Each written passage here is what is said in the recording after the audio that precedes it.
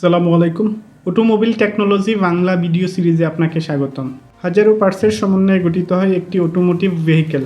একটি গাড়ির প্রত্যেকটি পার্ট আলাদা আলাদাভাবে কাজ করে গাড়িকে সচল রাখে। কোন পার্ট কী কাজ করে, ড্যামেজ হলে কী ধরনের সিমটম দেখা দেয় এবং এর ফলে কী কী রিস্ক থাকতে পারে, এরূপ বিষয়গুলি নিয়ে আলোচনা করা হয়ে থাকে এই ভিডিও সিরিজে।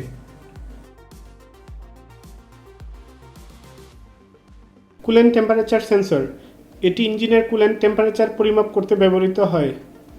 কুলেন্ট টেম্পারেচার সেন্সর ইঞ্জিন ব্লকে অথবা থার্মোস্ট্যাট বাল্বের পাশে ওয়াটার জ্যাকেটে বসানো থাকে। কুলেন্ট টেম্পারেচার সেন্সর ইঞ্জিন ইসিউতে কুলেন্ট টেম্পারেচারের সিগন্যাল পাঠায়।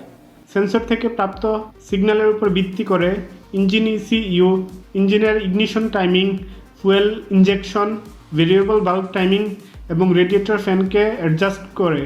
কুলেন্ট টেম্পারেচার সেন্সর খারাপ হলে ড্যাশবোর্ডের চেক ইঞ্জিন লাইট শো করবে, ইঞ্জিন ওভারহিট দেখাবে, গাড়ির মাইলেজ কমে যাবে, ফুয়েল খরচ বেড়ে যাবে, এক্সস্ট থেকে কালো ধোঁয়া বের হবে, পোর আইডলিং হবে, রেডিয়েটরের ইলেকট্রিক কুলিং ফ্যান অন হবে না, ইঞ্জিনের পারফরমেন্স কমে যাবে, ড্যাশবোর্ডে ইঞ্জিনের টেম্পারেচার ঠিক দেখাবে না এবং ইঞ্জিনের মিসফায়ারিং হতে পারে।